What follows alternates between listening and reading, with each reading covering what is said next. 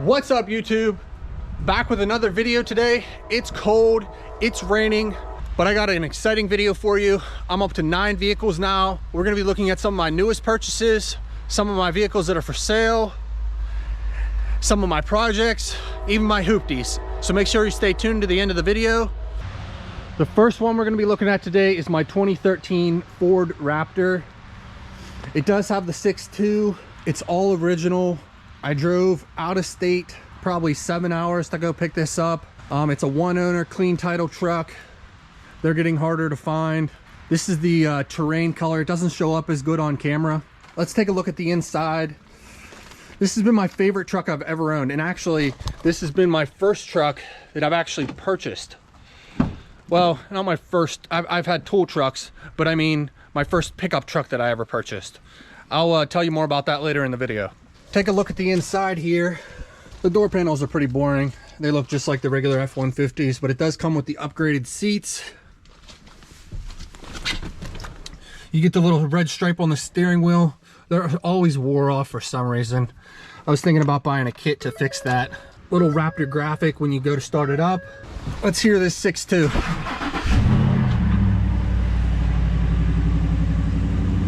Pretty mild, pretty mild. Stock exhaust. Definitely want to upgrade that exhaust one day. It also came with this fiberglass tonneau that's in really nice shape.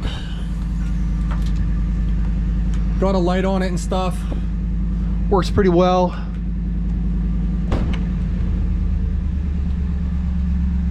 Other than that, I mean, I went off-roading with it maybe twice. Nothing too crazy though. I'm trying not to beat it up too bad yet.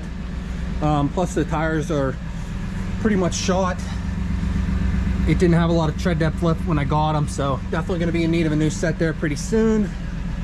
But yeah, this is my daily now, and I've been loving it, man. It's an awesome truck. Well, I guess I should show you as well. This one does have 189,000 miles on it now. I bought it with 186. Got a lot of miles, but fresh transmission probably only has about 30K on it at this point. So I think it'll still go for a long time.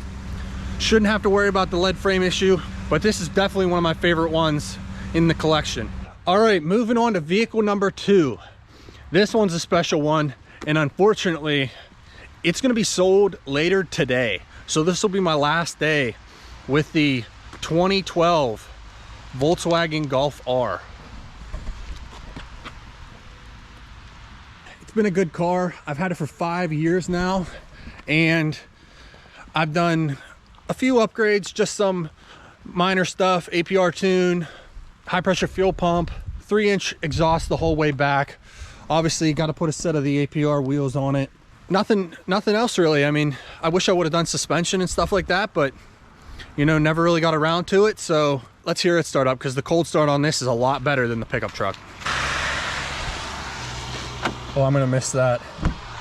Haptic entries, that's the way to go. All right, ready for the cold start?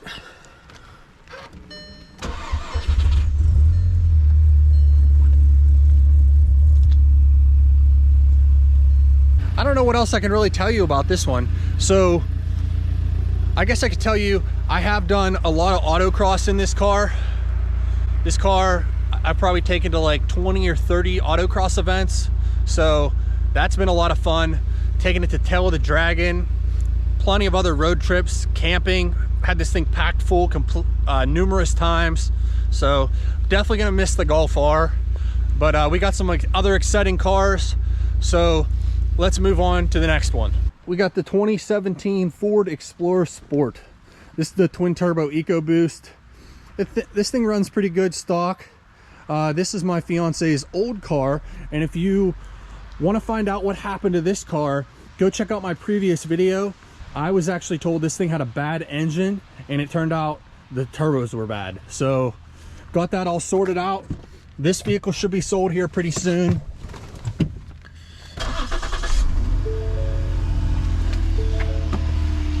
Another cold start on this one. This one's got, I don't want to say a lot of abuse, but you know, it was the family car, so it got some dings, it got some hail damage and stuff like that, but hopefully we buy any car, or one of those places will buy this car up here pretty soon. Just wanted to you know, get this video out before we got rid of the Explorer and the Golf. Then we'll be down to 7 vehicles. So this one loaded, got the heated and air conditioned seats, Ford Sync 2, panoramic sunroof,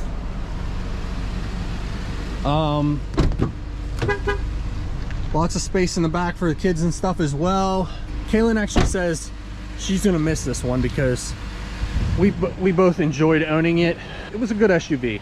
Shitty gas mileage, but you know, what can you expect when it has 350 horsepower or something like that? So, all right, moving on to the next vehicle.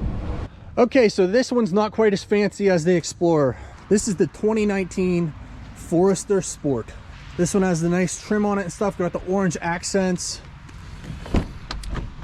Carried on to the inside, got the orange accents on the seats, orange accent in the center console, around the vents and stuff. So this one is it's nice, you know, it doesn't have full leather or anything like that, but you know, still not a bad car. Little less room than the Explorer, definitely a little bit tighter back here, but doesn't have the panoramic, but this is what she wanted, so she's been happy with it, and you know, that's really all that matters. So it also, we've taken this on some camping trips, worked out pretty nice with that roof rack because we loaded that puppy up and had lots of space to haul camping gear. So I've done cold starts on all the vehicles, so I mean, it's only right if I do a cold start on this one too. So we're gonna get in, and every time I start this car, the engine just has a ton of vibration. I don't know what it is, but the whole car shakes. And it's not like the motor mounts are bad. The thing has like 25,000 miles on it. They're kind of loud. The engine's loud is what I'm saying, not the exhaust. The exhaust is very boring. Got the nice white smoke from the condensation because it's like 30 degrees out here and raining right now. But this was the 2019 Subaru Forester. All right, guys, so we're done at the house. We're gonna move on to the second location where we're gonna take a look at some of my project cars. It's been a couple days since I filmed the last part of that video. I really wanted to have this up before Christmas, but with visiting with family and everything, I wasn't able to get it finished in time. So just a little update. The Golf R is now sold, and we're on our way to go to the location where I keep my 2 project cars. I have my WRX and my EG Civic over in this garage. Just a little backstory on the WRX. So it's been sitting the majority of the last 8 or 9 years. I bought it and blew the motor up after about 3 months. It sat for a year or 2. I rebuilt the motor. I put a used short block in it, and from day one, it had low compression on 1 cylinder. So I ended up driving it for about a year until it was parked again, and now it's probably been sitting for another 4 or 5 years, I would assume. In and out of the garage over that time. I do start it up every few months just to try to move it around a little bit. But I have another short block, a remanufactured short block for it, and I'm hoping to put that in on this channel coming up here pretty soon in another video. So make sure you stay tuned for the future videos with the WRX. As far as the EG Civic, I bought this car about 6 months ago just to have like a fuel efficient vehicle to run around, and I was doing some deliveries and stuff with it. The car was great. I put about 6,000 miles on it after completely rebuilding the rear suspension. I also did, what else did I do to that car? Replaced a bunch of sensors, rebuilt the suspension, and then I cut the whole front end off, put a new rad support, and some new headlights and stuff like that in as well. So yeah, these are going to be my 2 projects coming up on the channel. So if you're interested in either one of those, make sure you subscribe and stay tuned for future videos.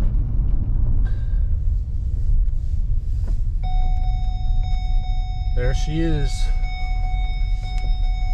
All right, so we're here with my two project cars. First, we're gonna take a look at my WRX, and then we're gonna go inside and take a look at the EG. Now, normally it would be different. This car would be parked inside, but I have some work to do on the EG very soon.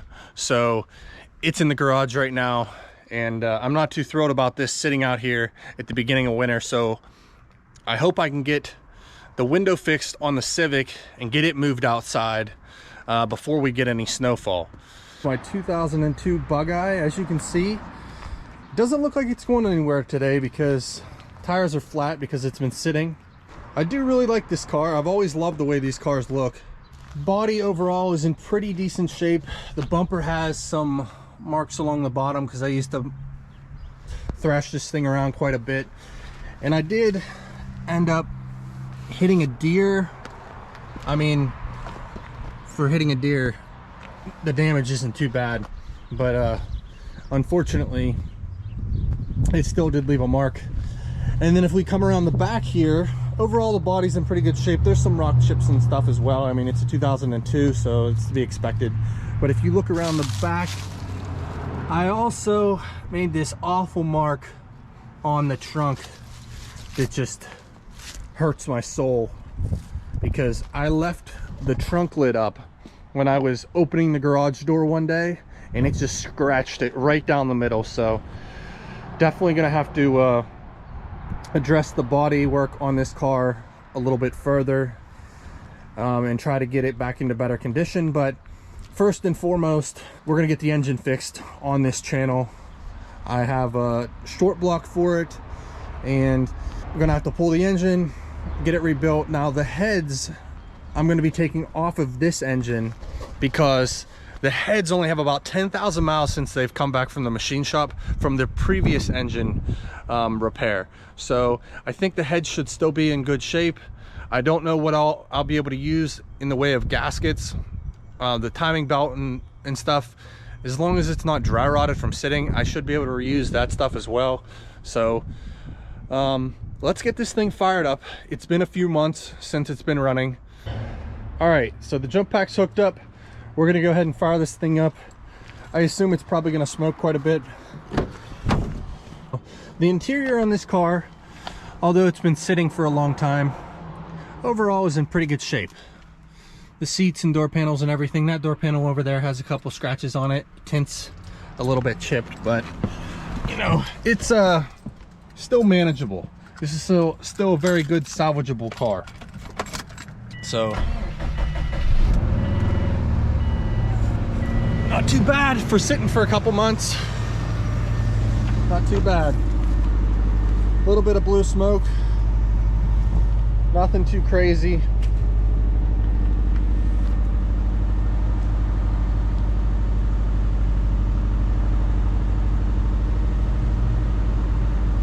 It always fires right up. I mean, the engine's been bad for 5 years now, and it still starts every single time. So yeah, hopefully once I get a new short block in this car, it'll be good to go, and I'll be able to actually start driving it and doing some other modifications again. So one of the things I didn't cover on my way over was the little bit of work that I have done to this car aside from replacing the engine, and that is, I did have STI suspension on here from an 04. You do a minor modification to the strut, and I was able to put 04 STI suspension on here, or struts I should say. And then I did have new pads and rotors all the way around, but as you can see, it's been sitting for so long, those are gonna have to be replaced again, so can't really get around that. But we're just gonna worry about tackling one thing at a time here in future videos. I'm gonna let this run for a couple minutes, and we're gonna go take a look at the EG Civic. This is my 1995 Civic hatchback. I've always wanted one of these cars since like high school. I ended up picking up this one about 6 months ago for $3,000, and I thought that was a pretty good buy. It is an automatic, so I was like, you know, most of the nicer ones were, you know, $5,000 or $6,000, and I just went with the automatic because that was the budget that I had for this car. Now, I came to find out there was a few things with this car that were hidden under some shady bodywork. So we're gonna get into those things here in just a minute, but I'm gonna show you around the car and you can give me your opinions in the comments below. I have a little situation here. It wasn't like this until I took it in for an alignment and then they ripped my bumper off. That's unfortunate, but the fenders and bumper are gonna have to be replaced because there was self-tappers and all kinds of stuff that I found when I was replacing the rad support, holding it together. So I wasn't really pleased with the way it was previously repaired, but I kind of made the best with what I had.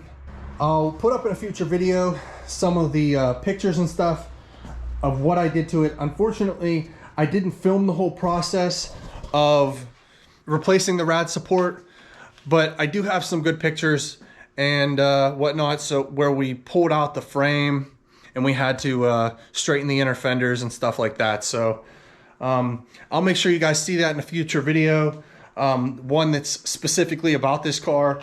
Let's just take a quick look around it here. It did come with these wheels, which I really liked. I thought they looked great with the red, and the interior has these really cool bucket seats. I always thought those headrests were really unique to this car, so that was something that kind of drew me to the EGs. Not great inside though. I mean, the dash isn't in bad condition, but it must have been some kind of teenager that owned this car or something, because they decided to paint the vents red along with the door handles and speaker covers and all kinds of other stuff. So I haven't got everything that I need to replace that stuff yet. I did pick up a set of door panels over there, but they're just not what I hoped they were. They're missing some pieces and stuff like that. So let's take a look back at the inside here. It is pretty much gutted right now because when I found the bodywork that was messed up, the first little hint that I got was there was some alignment issues back here.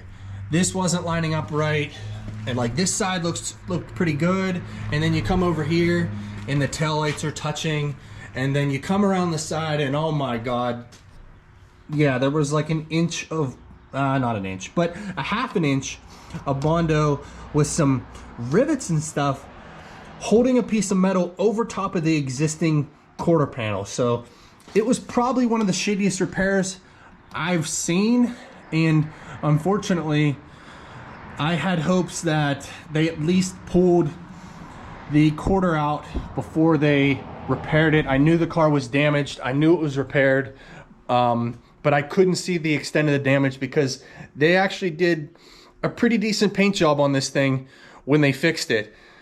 They just didn't go about repairing the quarter panel correctly. So I don't know if that's something I can tackle or not, but there's a good chance we're gonna try it, and that'll be in a future video as well. So let's open it up and I'll show you on the inside where I first discovered the damage and how bad it actually was. So there was all these panels on the side back here covering up the interior of the car, and if you look down here on the floor, you can see where it's all crunched in, and the panels were actually cracked, and I didn't see that on my initial inspection. And had I seen that, I may have pulled back the panels and looked a little bit further, but all this was covered up. These taillight buckets and everything are actually completely disconnected from the quarter panel from the crash. So that's a pretty extensive repair, and the floor is obviously crunched pretty good as well. So I assume I need an inner and outer structure for this right rear quarter. And I've had my eyes on Marketplace for quite a while trying to find a clean shell. But if I'm gonna get one, I really want to find one that has clean inner fenders as well, because these cars are notorious for the inner fenders rusting out. So that is something that if I'm gonna cut the whole quarter panel off, I'm gonna want to go ahead and replace that inner fender as well. So that's where I'm at with this car. As far as body wise goes, But on my way over, I did explain the rear suspension completely replaced. I mean, every component, the toe links, the trailing arms, the trailing arm bushings, everything has been replaced on the rear suspension because it was just shot. I think this thing has 230,000 miles on it or something like that. So it was definitely time.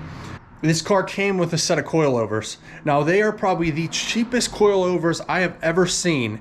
They were from like eBay or Amazon or something. No name coilovers, but I put them on here and it rode a lot better than the blown out coilovers that came with the car. So I'm not complaining, but this is the definition of a budget build because I have not put a lot of money into this car, probably $1,500 total. With all the rear suspension parts, rad support and headlights and fog lights. I forgot to mention one of my fog lights was ripped out when the bumper got ripped off. So that also kind of stinks, but you know, we'll fix it. This is a VX model. So it came with like a California emissions VTEC E engine or something like that. And I can't remember the engine code on it. I think this is a D15B7. If I remember correctly. So this is out of a Del Sol. It's only like 102 horsepower. So I'm assuming this engine probably has somewhere in the realm of 100 to 130,000 miles on it. You never really know with these Hondas. But like most Hondas, it smokes terribly. It goes through like a quart of oil at least every 1,000 miles. So I was constantly dumping oil in this thing over the short 6,000 miles of ownership with this car. Following along with the rest of my budget build series, I got this nice cheap intake on here, a new tank, just some other miscellaneous things that were shot whenever I was fixing this car. I obviously had to put a new battery in it, a few new sensors here and there for some check engine lights. Oh, here's another thing I forgot that I did. I replaced the booster and master cylinder because the pedal, the master cylinder was leaking and the pedal just felt awful. So got that straightened out as well. I do want to get this car fixed. I don't think it's ever going to be fast or anything like that, but it's just a fun little project that I've been working on and I wanted to share it with you guys. So hopefully if you want to see more of this car, you'll hit the subscribe button, and in future videos we're going to be doing a head gasket, a heater core, and a few other things to get this car back on the road so I can enjoy it again. I almost forgot. I forgot to start this thing. I guess it's not important, but I've started every other vehicle in this video. So even though this thing has a blown head gasket, it's going to smoke like crazy. I feel obligated. I got to start it real quick. All right, let's see if it starts on the first turn of the key as well. Fired right up. Something's going on here. One, I think I have a bad IAC or something too. I'm not sure, but when the head gasket blew, it started idling real high. So that's definitely gonna have to be something that I address. Take a quick look, see how bad it's, oh, it's not even smoking, barely. So, all right, that's all. I just wanted to show you, this does in fact run as well. Not very good right now, but there it goes. The idle's starting to surge. Yep, time to shut it off. We're gonna go over to the third location where I keep my trucks.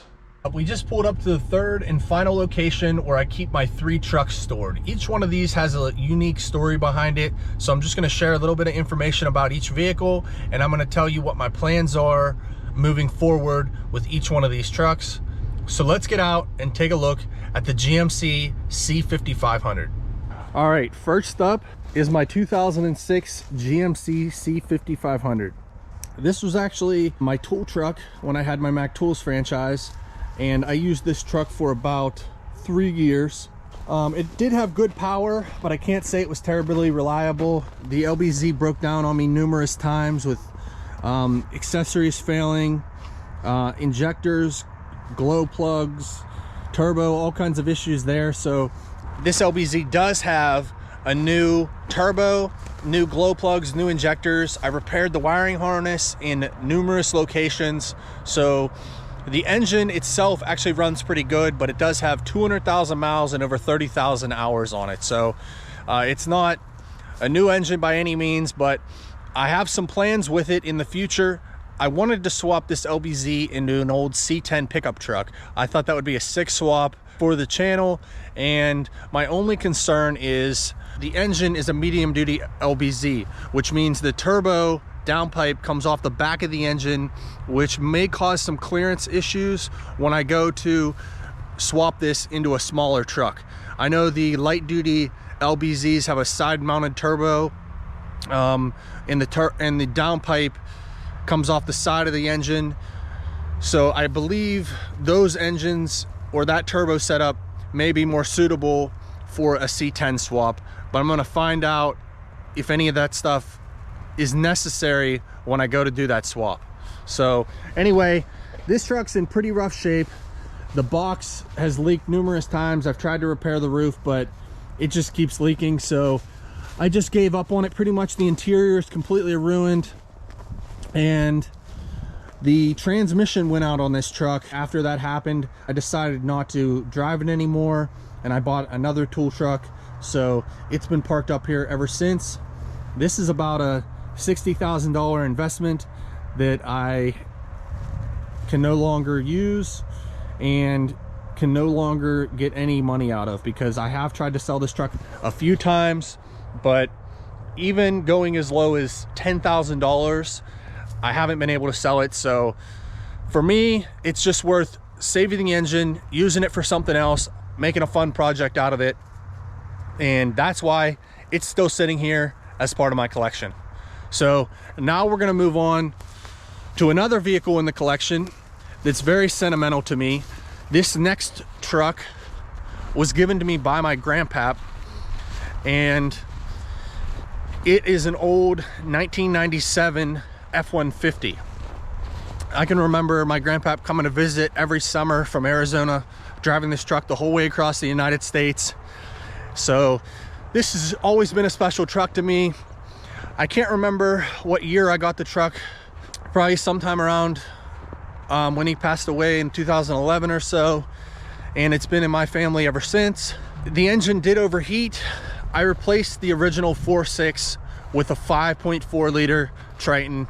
The transmission also went, so we pulled the transmission out, the 4R70W, put heavy duty clutches in it, a high stall torque converter, a shift kit, and a few other things. This is that truck. As you can see, it's been sitting a few years now as well. Unfortunately, it wasn't getting driven as much, and then the gas tank rotted out. So this truck did run and drive up until the point where the gas tank rotted out, and it's been sitting like this ever since. The body is starting to get worse from its sitting, so I really don't know what I'm gonna do with this truck. I always wanted to repair it and just have a fun little truck to drive around. You know, like I said, this one's always been special to me. You may or may not see this one on the channel in the near future. Some of the upcoming videos are going to be more related to my 95 Civic and my 2002 WRX. But if you would be interested in seeing this, leave it in the comments below. Bring back the 97 F150. The third and final truck, my 2000 and I think it's a 2006 as well, and it was given to me by my father-in-law because the frame rotted out and it wouldn't pass inspection anymore. After driving it for 2 years, the timing chain guide broke, so I tore the timing completely apart, and I ended up replacing all the timing components with cheap Amazon stuff, because like I said, I got the truck for free, so I didn't want to invest a lot of money into the truck. So probably $600 or $700 later, it was all back together, and I drove the truck for maybe a month before one of the phasers failed. Since then, this truck's just been sitting. I pulled my Raptor wheels off recently. This is how it's been sitting since then. I do have a set of tires, the stock wheels that I was going to throw back on it, but Haven't got around to that because to be completely honest, I got another truck, so I really haven't had much ambition to do anything with this. It's probably going to be scrapped because the truck just isn't worth saving at this point. The frame's rusted out, the timing cover has to come back off, and if one of the phasers has to be replaced. The coil spring in the front's broken. It took on some hail damage a few years ago when we had a bad hailstorm. Overall, this truck is on its last leg, and most likely in 2025 I'm going to be getting rid of this truck. All right, if you're still watching at this point in the video, I really appreciate it. Each one of these vehicles has given me a unique experience. I really look forward to being able to share some of these vehicles on my channel and bring some of them back to life in the future. If there's any particular vehicle that you want to see more of on the channel, make sure you drop it in the comments below. If you want to see some of those builds, make sure you subscribe. And that's the end of my 2024 car collection. I hope you enjoyed, and I'll see you in my next video.